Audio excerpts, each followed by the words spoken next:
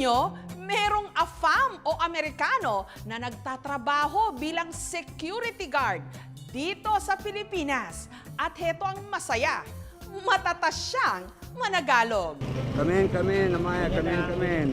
Hindi araw-araw makakakita ka ng gwardiya sa Pilipinas na Amerikano Sir, magandang hapon po. na matatas pang managalog. Saan po tayo?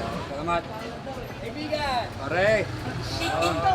Ang moto sa mga dumaraang sasakyan, no sticker, no entry. Ano business natin doon po? Magdadrop lang ako, magdadrop. Drop lang doon po. Pwede ipahingi ID mo po? Okay. Ano ginagawa mo dito sa Pilipinas? Filipino ako. Tatay ko Filipino. Oh. Nanay ko Amerikana. Tapos paano ka na-uwi dito sa Parañaque? Kasi kasama girlfriend ko. Oh, Ah, dahil sa love? mahal ko siya. Siya si Chase, instant celebrity sa subdivision ito sa Parañaque, kung saan isang taon na siyang security guard. Nagpapakita ka ba sa kanya pag nakikita mo siya? Opo. Kahit dayuan siya, na nakikipaghalubilo po siya sa mga Pilipino po.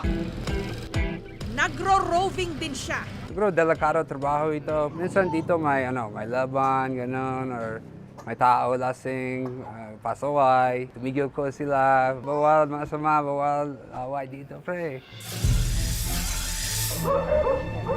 Pati nga raw sa mga ahas, minsan na siyang napalaban. Katakot sila, sigaw sila, help! Tulang dito. Punta kami doon agad. Malaki. Oh, pang anaconda. Kamay lang, tsaka parang maliit na bakal. Yun lang yung ginamit niya para kunin yung ahas. Malabayani nga ang turing kay Chase ng mga taga rito. Pero sa kanyang kanang bisig, nakatato ang tunay na bayani, si Lapu-Lapu. Sa kaliwa naman, nakamarka ang watawat. Sa kanyang tiyan, may nakatatong baybayin o mga letra ng sinauna nating alfabeto. Ibig sabihin ito, katapunan. Pero ang kanya raw talagang lodi, ang ating pambansang bayani, si Dr. Jose Rizal. Katunayan, paulit-ulit na raw niyang nabasa ang Noli Me Tangere. O, laban kayo? Favorite ko po, Noli Me Tangere, tungkol Crisostomo Ibarra, tungkol istorya dito. Tapos historya tungkol Rizal, matalino, tapos matapang siya. Pinipintuho kung bayan ay paalam. Lupa't iniirog ng sikat ng araw. Mutyang mahalaga sa dagat silangan. Kaluwalhatiang sa aming pumanaw. Masaya sa iyo'y aking itadulot. Ang lanta kong buhay na lubhang malungkot. Inisip ko, importante trabaho ito kasi protektahan ko kababayan ko. Pero paano nga bang ang isang AFAM o dayuhan naging security guard dito sa Pilipinas? Si Chase Phil-Am o Filipino-American, ipinanganak sa Santa Rosa, California. Tatay ko Filipino, nanay ko Amerikana. Yun nga lang, hiwalay na ang kanyang mga magulang. Hindi ako lumaki kasama sila. Lumaki ako kasama lola-lolo ko. Nakapagtapos si Chase ng Anthropology and Humanities, pero nasa serbisyo publiko raw talaga ang kanyang puso, kaya pumasok siya sa US Marines. Trabaho ko doon sa US Marines. Infantryman ako. Stationed ako doon sa 29 Palms, California. Magandang experience kasi mahirap. Inisip ko importante mahirap buhay kasi mas matalino, mas matapang. Matapos ang 4 na taon, umalis siya sa US Marines at nagpalipat-lipat ng trabaho. Naging mixed martial arts cage fighter, bouncer sa nightclub, naging real estate agent din. Hindi ako regrets. Lahat ng experiences ko, importante lahat. Kahit mistake. Maayos daw ang buhay niya sa Amerika. May bahay at sariling sasakyan. Kumikita ng $2,000 to $3,000 kada buwan o katumbas ng 100 to 150,000 pesos. Hanggang noong taong 2000, si Chase nagbakasyon sa Pilipinas. 2-3 linggo doon ako sa Boracay kasama tatay ko. Sobrang maganda lugar doon. White sand, sobrang tubig, maraming fresco seafoods. At dahil na in love daw talaga siya sa ating bansa, December 2015, tuluyan na siyang umalis ng Amerika. Sobrang mabait tao, maalaga, malambing. Hindi pareho doon sa Amerika. Dito, lagi masaya, lagi tulangan tao, masarap ulam. Ramdam ko, totoo bansa ko dito sa Pilipinas. Ang ating amboy, aminado ring may pagka-chick boy. Sa katunayan, meron siyang 3 mga anak sa Amerika at lahat sila panganay. Mga oras uwi. Pero ang nagpatibok daw talaga kanyang puso, si Jeremy, isang Pilipina. Gabi-gabi gusto ko sayaw sa disco kasi nakita ko siya doon. Kilig ako. Kasi maganda siya. Love at first sight. Ligawan ko siya. Nagtatrabahong cook sa isang restaurant si Jeremy. Nasa tapat lang ng tinatambayan ni Chase. Nakita ko po siya sa isang disco bar po. Kapag out na po namin ng mga katrabaho ko, lumalabas po kami para party po. Matagal ko na din po siya nung crush nun bago niya pa po ako nakilala. Tanong ko siya, pwede kuha number mo. Tapos yung textmate na, lagay gusto ko kasama siya. Sando ko siya sa trabaho, atid ko siya sa trabaho. Sobrang magandang personality sa kanya. Kapag gamitin siya English, sobrang cute accent siya. I can't live without na. Kailangan ko narinig, raw-raw. Tapos lagay nakakatawa siya. Magaling siya sa jokes. Nakapamamaya. Nakapamamaya. Si Jeremy raw ang nagturo kay Chase na managalog. Lagay kapag narinig ko bagong salita, sulat ko sa papel, or lagay ko sa cellphone ko, sa notes. Kung gusto ko buhay dito sa Pilipinas, sobrang importante, marunong ako Tagalog.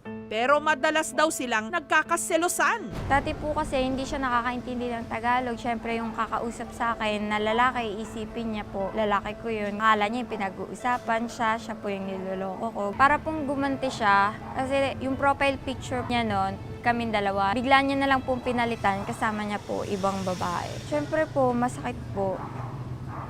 Tapos,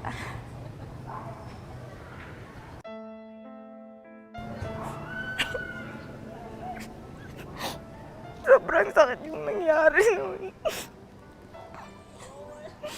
Kasi nga po, mahal na mahal ko na po siya noon. Tapos biglang ganun po yung ginawa niya sa akin. Iniwan niya rin po ako sa Cebu mag-isa. Ang nanay ni Jeremy, hindi rin boto sa kanilang relasyon. Nung una po, talagang masamang loob ko sa kanya. Dahil po sa ginawa niya sa anak ko na naputulan kami ng communication. Tinago niya kasi yung mga cellphone dahil sa pagsiselos niya, dapat hindi niya ginawa yun. Pinahiram po ko ng isang security guard. Tinawagan ko po si mama. Nangingi na po ko ng pamasahe pabalik. Hindi ko alam bakit gawin ko doon sa Cebu. Ramdam ko siguro masama ako, siguro may kasalanan ako. Totoo, mahal ko siya. Kailangan ko hanapin siya. Gayon pa man, si Chase at Jeremy nagkabalikan din. Yun nga lang, nagpasya si Jeremy na mula Pampanga, sumama na lang sa kanyang pamilya pauwi ng Parañaque. Kaya naiwan si Chase sa probinsya. Sa puntong yun daw, ubos na rin ang ipon ni Chase. Maraming gastos, maraming gala, maraming sayang pera. Kasi dati, kapag lilipat ako dito, hindi ako marunong tipid. Ubos na pera ko agad.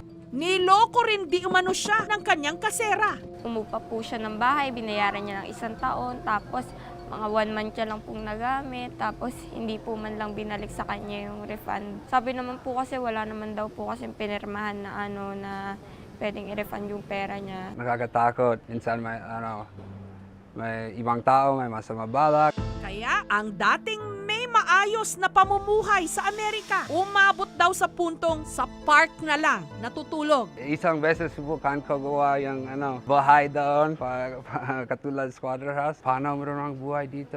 Ano gagawin ko?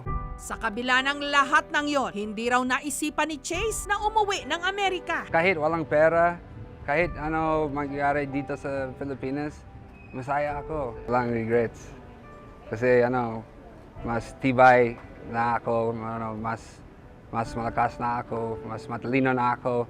Samantala, nung nabalitaan ni Jeremy ang nangyari sa kanyang nobyo, niyaya niya itong tumira na lang sa kanila sa Paranaque. Hindi na rin siya tinulungan ng pamilya niya. Sabi ko, sumama ka sa akin kasi walang mangyayari sa'yo dito eh. Hanggang sumama po siya sa akin, umiyak pa po siya nung Doon na raw nagsimulang bumangon si Chase. Naghanap ng trabaho. Nariyang naging pahinante, timekeeper, hanggang naging secure. OIC namin dati. Tanongin siya sa akin kung gusto ko gwadya trabaho kasi kulang sila. Talaga. Sasabihin ko, oh, sige.